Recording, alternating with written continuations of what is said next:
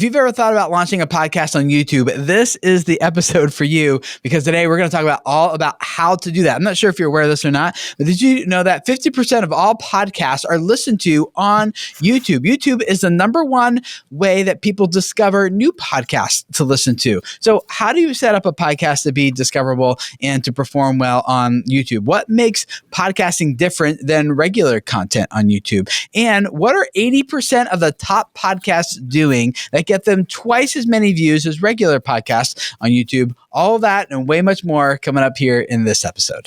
Hey, welcome to the Video Creators Podcast presented by vidIQ. You know how you put a lot of time and energy into your YouTube channel for not nearly enough growth?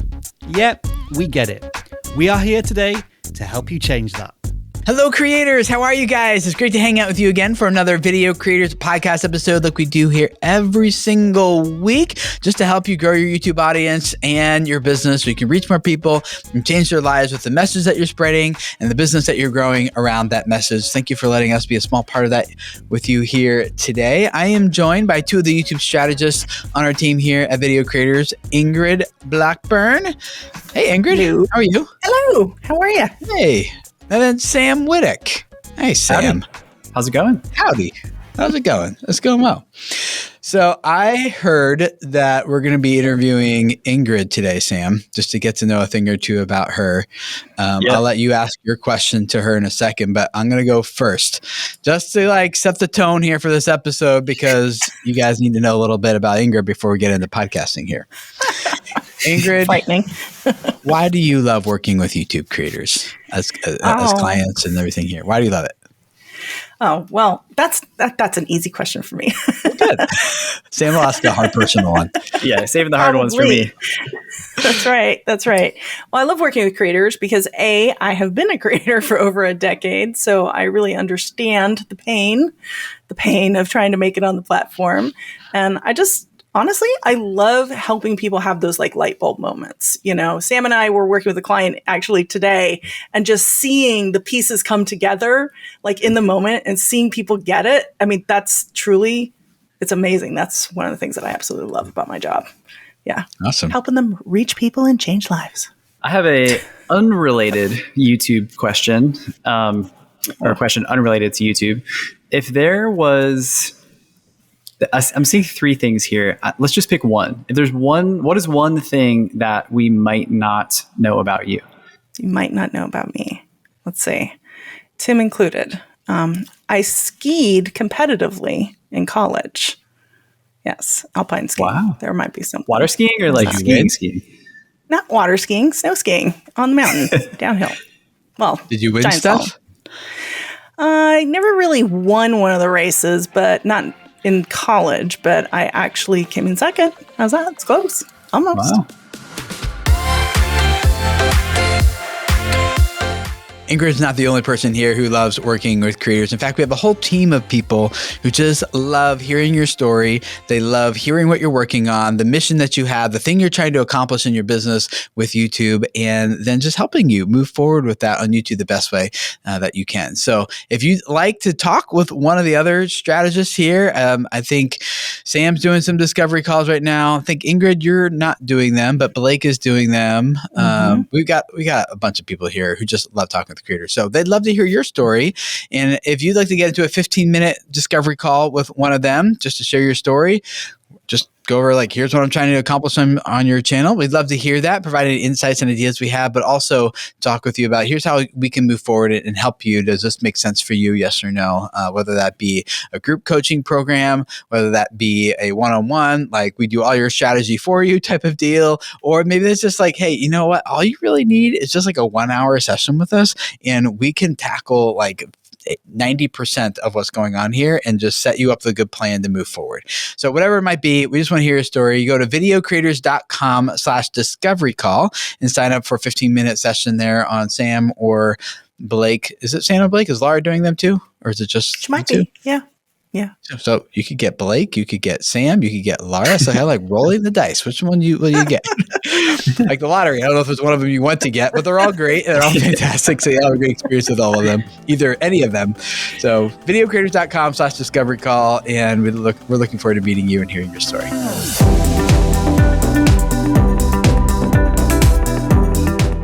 thinking about podcasting on YouTube for a while because that's basically all we do now on the Video Creators YouTube channel. It is. Our podcasts. Yep. It's like turned into this podcast channel. And you love it so much, you even do it for yourself. I do, yeah. On the Business Family Marriage podcast, I put that on the Tim Schmoyer channel.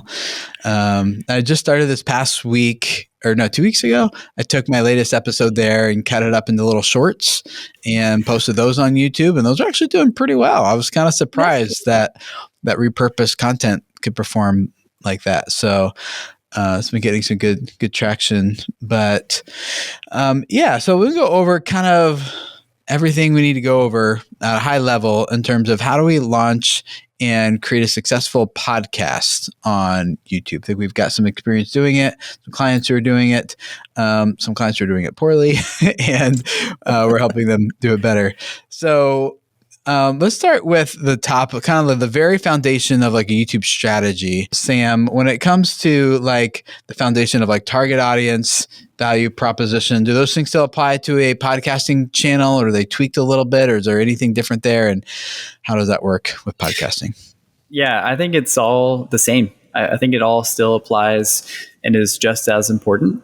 You know, we need to know who we are talking to, and we need to know what we're delivering them, but we need to know why we're delivering it to them as well. So I'd say it's the same depending on if you have just regular form videos, short form videos, or longer form podcast type content as well.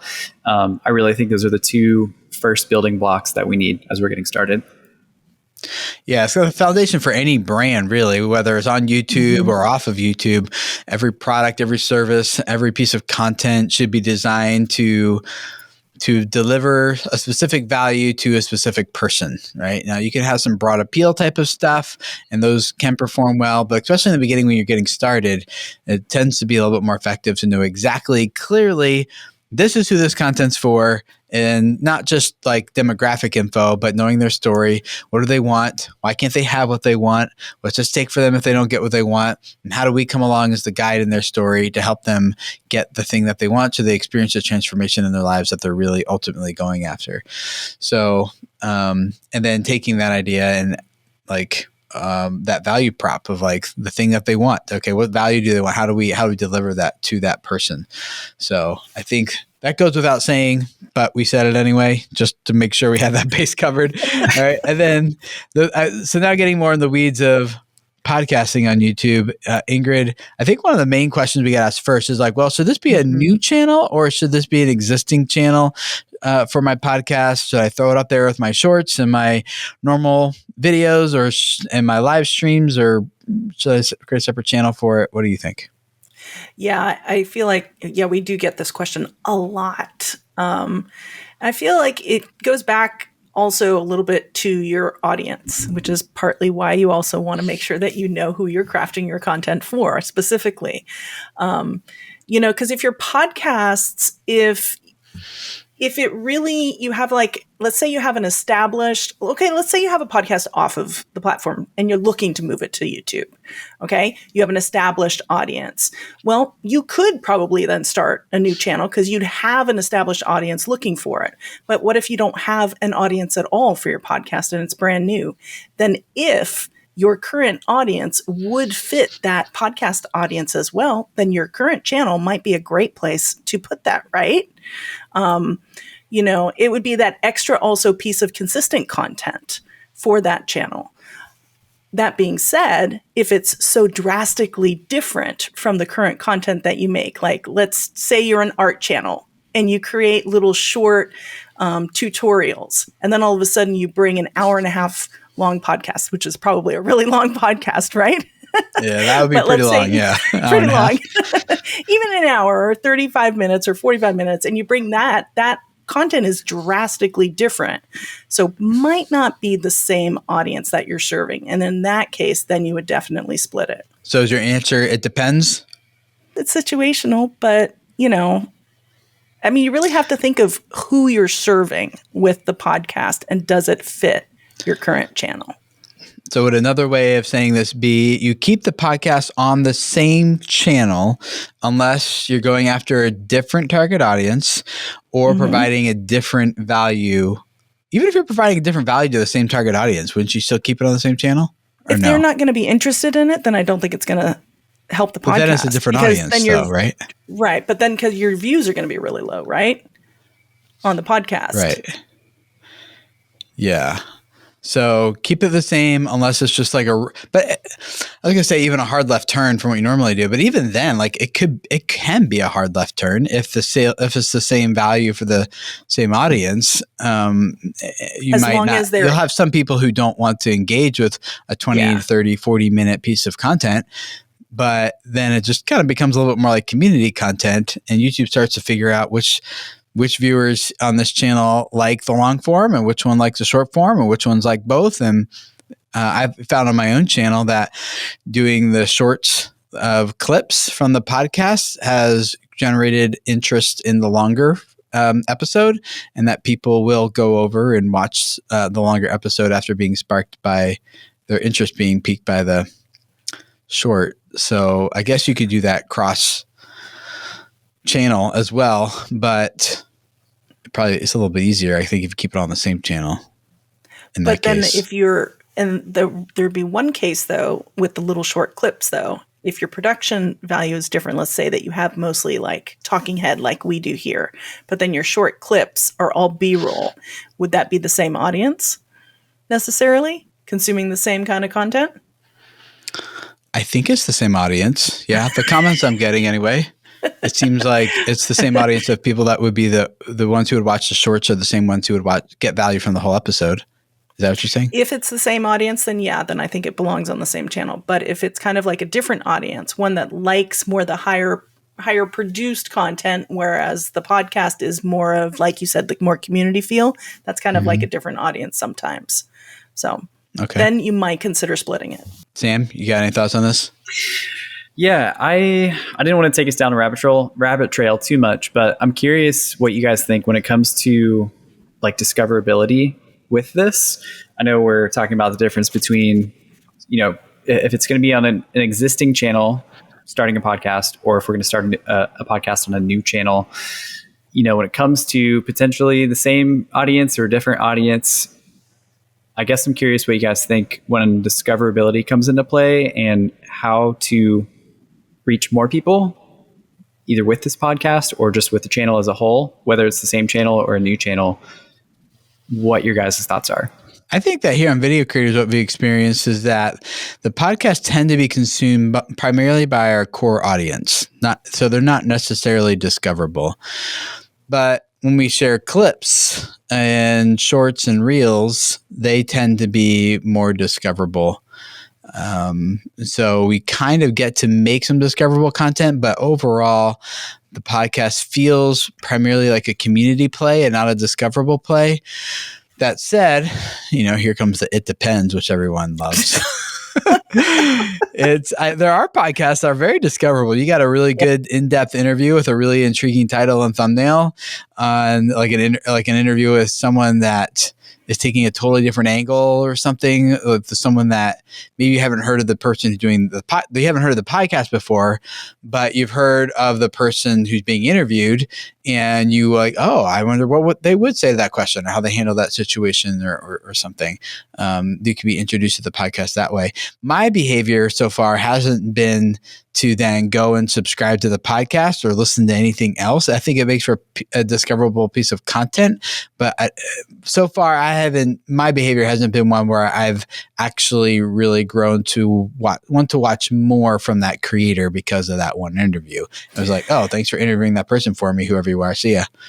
And that was kind of it. So, gotcha. So would you think, because like I'm sitting here thinking would become more discoverable if it was a podcasting channel, if that's all they had versus different types of content. I noticed on my personal podcast, a business, family, marriage podcast, that it's when I was only doing the episodes by themselves, it wasn't really that discoverable in terms of YouTube organic reach. When I would share it to my existing audience, then those people would watch and listen and interact. But in terms of new viewership coming, that's not really happening until I started doing the shorts clips. Then I started seeing more new people coming in and commenting and such. Interesting. But there are some very, very successful podcasting channels on YouTube. Oh too. yeah, absolutely. Yeah. Yeah. Yep. Yeah. And I don't know if you guys have noticed this or not, but if you go to, let me double check before I put myself on the spot, youtube.com/podcasts. Have you guys been there yet? Yeah. If you haven't been there, you should go check it out. youtube.com. Are you going there right now? Yeah, that's cool. I'm looking at it right now. Wow. Yeah. It's popular episodes, popular podcasts, recommended podcasts for you based on your viewing history, comedy podcasts, role-playing game podcasts, action games, film criticisms, Bitcoin, thrillers, Warhammer ghost stories. Is this what you guys are seeing, or is this customized to me? That's Same you. thing? Yeah, I'm not seeing that. Oh, you're seeing something else. Oh, interesting. Yeah. Yeah, I'm seeing other things. Oh, so so all their recommended Are you really categories. surprised? What, you're not into role playing? Oh, that's right. We had to teach you what RPG meant last episode, didn't we? Okay, so I'm just revealing my own my own stuff. Although Warhammer is interesting, I've never watched them thrillers. Not really. I saw Avatar stuff, and I've already decided I don't want to see Avatar 2. So I don't know why they're suggesting that. Yeah, this is interesting. I'd say for me, one of these is probably something that I would watch. Everything else is like really strange. I wonder if you got into it though. Started watching more if we get better. I'm curious. That happened with shorts for me. This is like I wonder if this is like a logged out user coming to the homepage of YouTube for the first time. Yeah. I mean, it's not bad. I got some Philip DeFranco on here. I like Philip. Yep. It's got some role playing game that wasn't too far off, but I don't know if I'm going to listen to a podcast about it. So anyway, yeah. So my point here is that YouTube is intentionally creating new discovery mechanisms just for podcasts that are unique to audio first content on the platform. That so if someone wants to watch or listen to just podcasts all day, they can do that on YouTube. From a podcasting standpoint, I think it makes a lot of sense because YouTube has all of the podcasting features built in terms of content distribution, not technically in terms of RSS feed that has technical or they have tag enclosures that that will embed the media file into the RSS feed and deliver it to people's podcast players. But you can subscribe to content on YouTube. You can comment, which podcasting doesn't typically have, and you can interact. There's better discoverability mechanisms built in, which discoverability, like on Apple Podcasts, is, other than new and noteworthy, is pretty lame and not existent. So I think the only thing that Apple Podcasts has that like YouTube doesn't have would be podcast reviews. You can kind of get a glance, and maybe something similar though on YouTube would be subscriber count. I would, maybe. Yeah. But no one leaves like a channel level comment when they subscribe though. Well, I love that you can comment because sometimes I want to comment. I on listen to a lot of about podcasts. the I shows? listen to a lot of, or I shouldn't say. Well, I say listen to a lot of podcasts on YouTube. I consume probably more of my podcasts on YouTube, and I love being able to leave a comment when I have a thought. I'm one of those people. I do that if it's a smaller creator, and I think they'll actually see the comment. Otherwise, I just keep my comment to myself. I'm like, yeah. I'm the same way. Yeah. I feel engaged as a listener, so I like that I'm able to have, as you know, I'm the person who talks back to creators and talks back to like TV sometimes. Michael always tells me that they can't hear me, but I like that I can actually leave a comment because I feel like I'm having a conversation. Yeah. Yeah.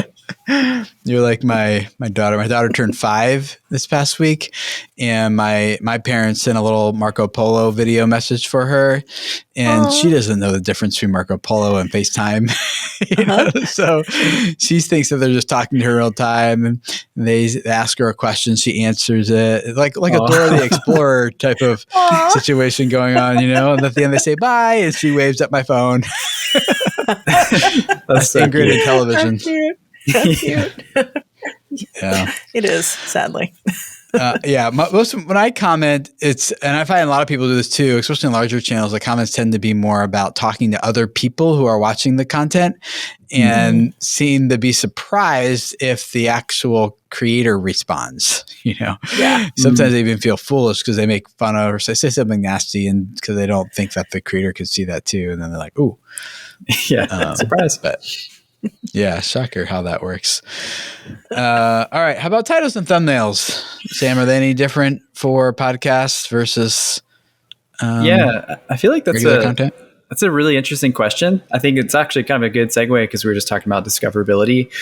And, I think longer form. Yeah, nice setup.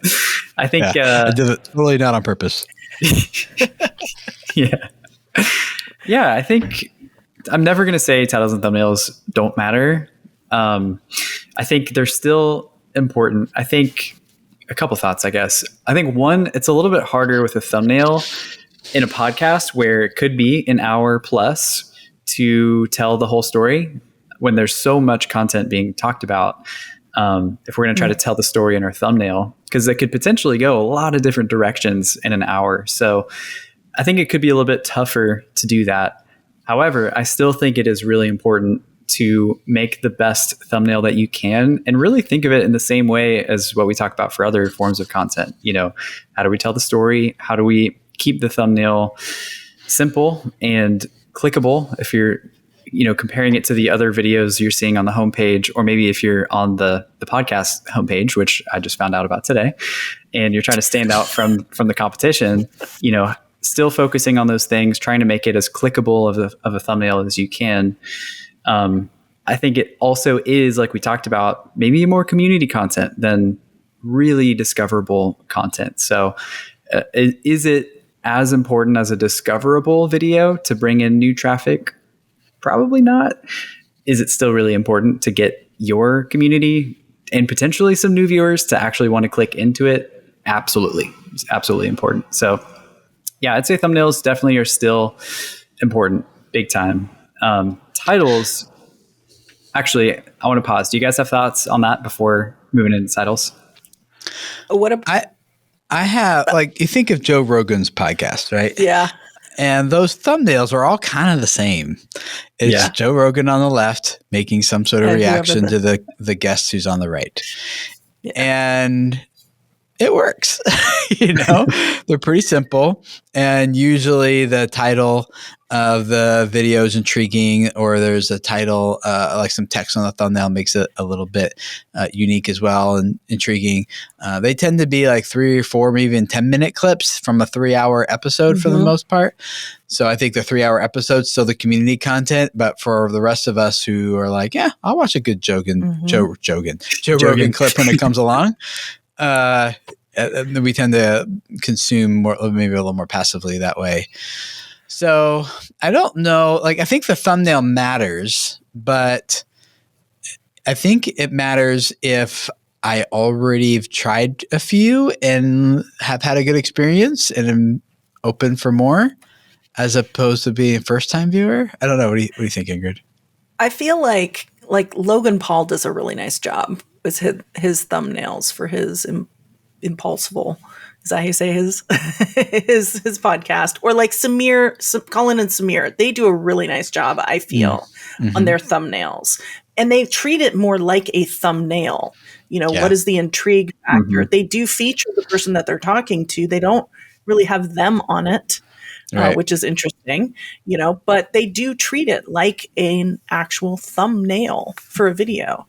And I think that it actually pays off for them. And think about Colin Samir too. They actually treat the opening few minutes of the episode like a normal YouTube video. Yes, and then they it do. slows down into like a normal type of 2 or 3 cam interview. But the opening is pretty highly edited and sets it up well. And I feel like it's a real discoverable content, unlike what we do here. We can't say that because I feel like we've even been changing our thumbnails up a little bit. We don't do a lot of the intro, the opening intro. The intro, definitely. Yeah, it's just me talking. Hi, here's what we're going to do. All right, let's go. I think because you see that a lot. You see the Joe Rogans and the Logan Pauls, and a lot of their thumbnails are just a photo of them, and it's maybe not even a very great thumbnail for some of these people out there who get a lot of views. It's like they're a big name and a lot of people know them, and so they're able to get a lot of views that way. And I get, it is community content. But I guess for somebody maybe listening who is a newer creator and they're just trying to make a podcast, would you say it's better for them on a thumbnail to just put their face and keep it more casual, or to try to make it more of a discoverable type of, like Colin Samir type of thumbnail? Well, I think that it goes back to regular thumbnail theory here. If you're unknown, you're the unknown quantity here. So I feel like for a personality podcast, like a Logan Paul or a Joe Rogan, having them on the thumbnail makes sense because they're part of the known factor, right? But if you're just starting out and people don't know you, what's your podcast about? That might actually be a little bit more clickable than somebody that I have no context around. Or if you're like Zoolander and you're just extremely, really, really, really, really, really, really good looking, you can just put your face on there. I'm in one of those moods. All right, this is interesting. You really are today. I have so many thoughts right now. I love it. I haven't seen Zoolander in years. Any Zoolander quote just makes me so happy. You got one for we'll see. I'm going to challenge you, Sam. One more Zoolander quote by the end of this episode, but it has to be delivered in context. All right. Challenge accepted. It just can't be random, like parenthetical thought. All right. What about titles? We talked about thumbnails. What about titles, Sam? Do you have titles the same as a normal video or different, or do we just like name it our podcast name and then episode like EP.231, or what do we do? Yeah, I feel like it kind of falls under the same lines as the thumbnail. I think it's important to be consistent with how we are, like if we're using naming conventions or things like that, like the style of our titles for our podcast moving forward. Then I think being consistent with that is important. But yeah, I think, if there is a way to touch on an intriguing topic that you talk about or something interesting, I think Colin and Samir was actually a great example. I'm glad that you threw them out because they do a really good job, even in their titles, of presenting some sort of value or question or curiosity, something in there that is very clickable. So I would definitely still think of that for the titles as well. When you were doing the research for this, Ingrid, one of the stats you came across is that 80% of the top podcasts do two things and get twice as many views on their videos as a result. What are those things that you found they do? Yeah, and I found this to be really actually interesting. Is one of the things is they make sure to have the word podcast in the title for context. And then they have at least 15 minutes of the hosts on screen in actual video.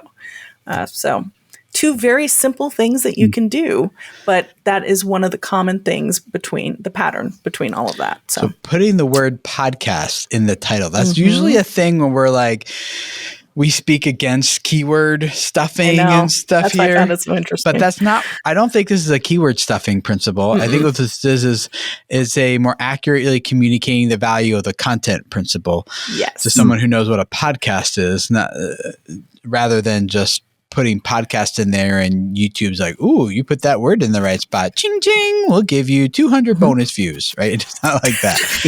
So It's it communicate, and then at least 15 minutes of hosts on screen and video. That feels like it's like the opposite of what you would want to do for a normal video, where you're like, you want to edit it, you want to keep it feel like the pace is moving and it's flowing. And what do you think is behind the psychology of at least 15 minutes of host on screen video? What does that do that helps the video perform better?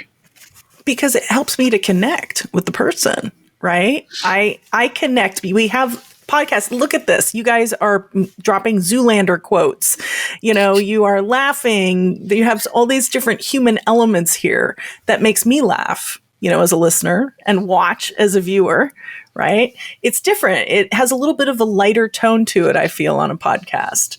And to me, that is definitely the main reason to have you on screen. So it's more conversational. Instead of instead of a presentation, it's a conversation. 100%. And that's total YouTube, right? The other thing that you were talking about with the podcast and the title, I mean, it's one of the, even though we know that's kind of like a keyword, we always say it. Keywords have value, but if they're used in the right context, and this is using it in the context, it's treating it as a human would actually say it. And that's going to get me to click in. So it makes sense. It's logical, right? One of my favorite keywords to put in titles, Sam, is merman. That was the one that I picked. And I was like looking at that. Sorry. I was like, how can I fit this in somewhere? Merman. Merman, pa. Merman. Have you seen the movie, Ingrid? I have not. Oh, okay. So you can't enjoy this moment that Sam and I are having. I also wanted to say, is this a center for ants? But I wasn't sure how I could fit that in.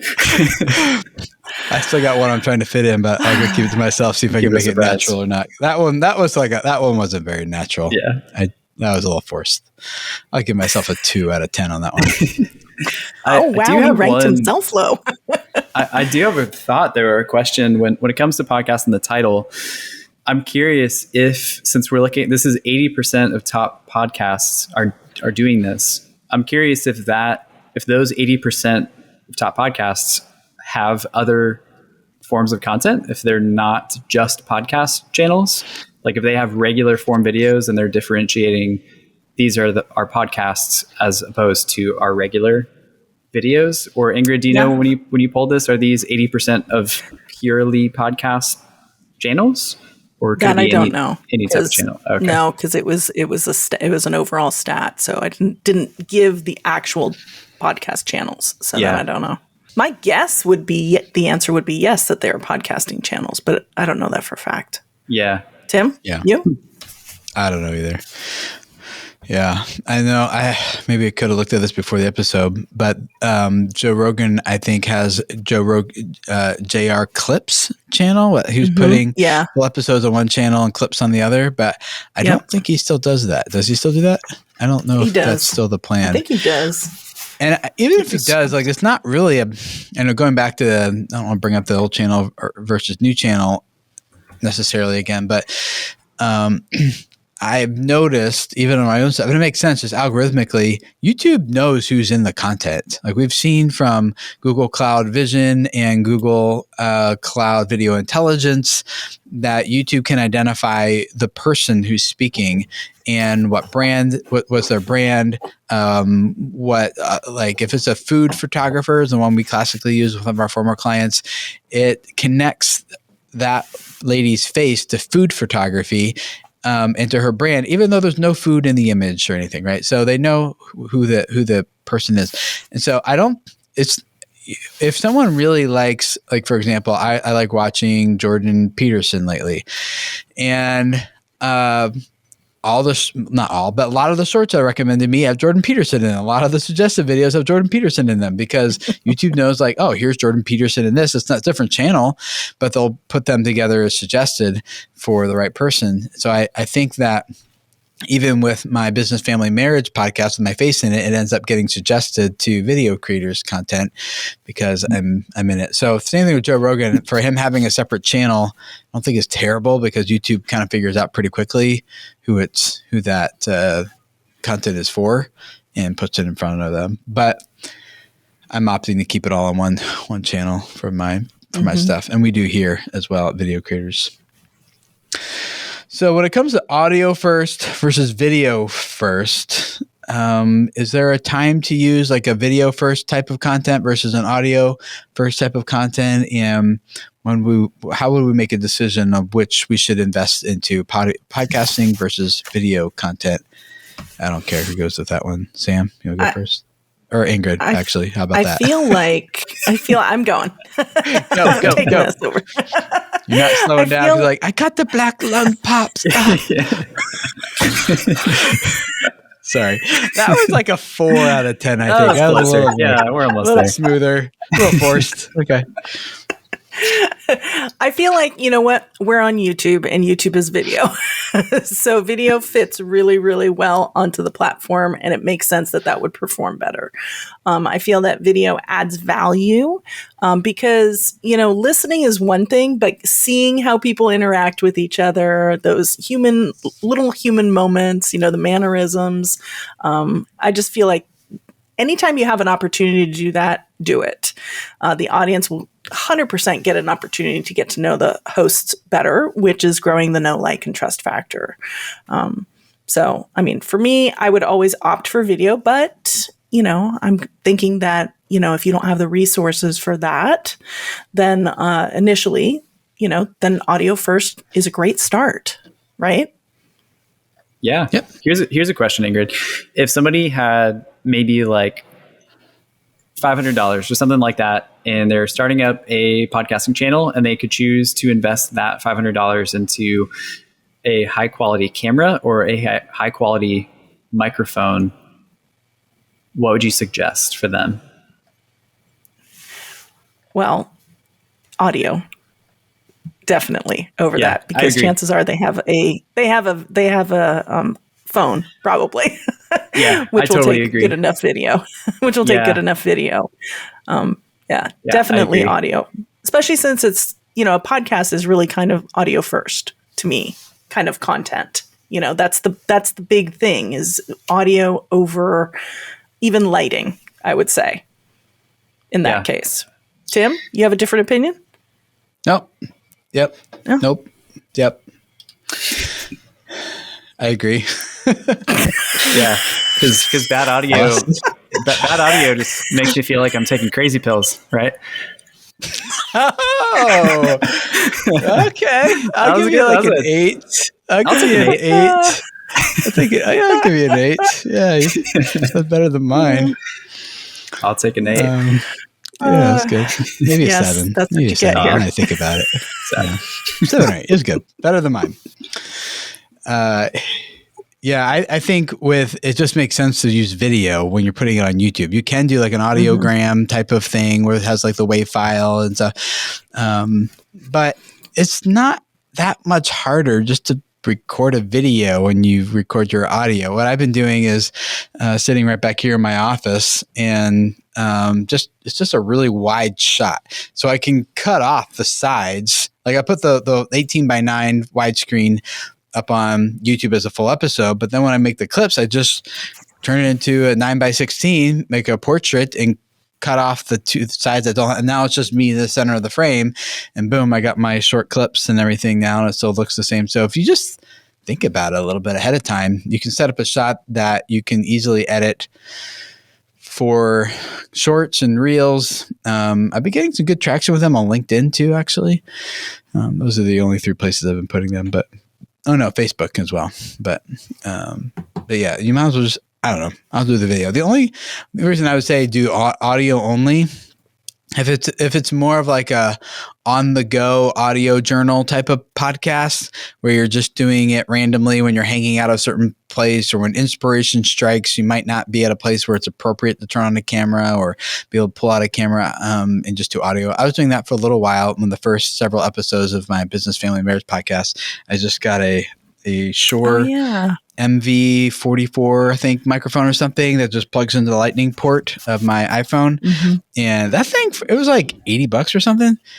The audio on that is amazing. I mean, this is a $500 microphone for comparison, and not that you have hearing the other one, but when I listened to the two, I'm like, okay, the $500 mic is definitely superior. But going from the iPhone audio to that audio for like $88. That was amazingly big difference. So that's not good grammar either, but there you go. Amazingly good, better difference is what that was. So you don't have to spend a lot to get good audio. Ultimately, success with discoverability and podcasting is really about meeting the needs of your audience. Just don't think of algorithm hacking stuff. Just think about audience hacking stuff. What's the psychology behind what's happening in this content that makes it easier for people to connect and feel engaged with me, my brand, and my content? It's really not that different than a normal content strategy. Just keep in mind that successful podcasts place people at the center of the content, and that the whole goal here is to create a deeper relationship with the people who are watching that content and with the audience, and not just like, how do I efficiently give the most information? Because otherwise you wouldn't slip in good Zoolander references. Like, Hansel is so hot right now. So the best time to start is right now. Like that one, Sam? That was good. I'll give that. I think we're egging each other on right now. That was like a 9 out of 10. I'll take it. 9 out of 10. Wow. I'll even give you a 9 out of 10 on that one.